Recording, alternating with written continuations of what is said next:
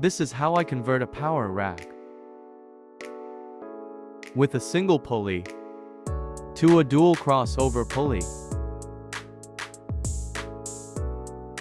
First, we need a pair of pulleys, cables, hanging straps, and some carabiners. Then, hang the strap on top of one side of the upright like so, and clip the pulley onto the carabiner.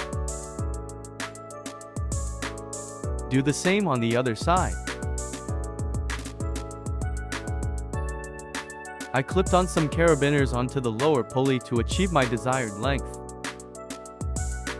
Then attach both sides of the cable to it.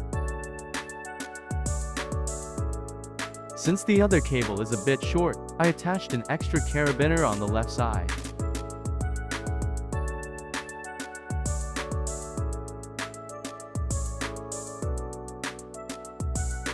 Attach the handles. And we're ready to go.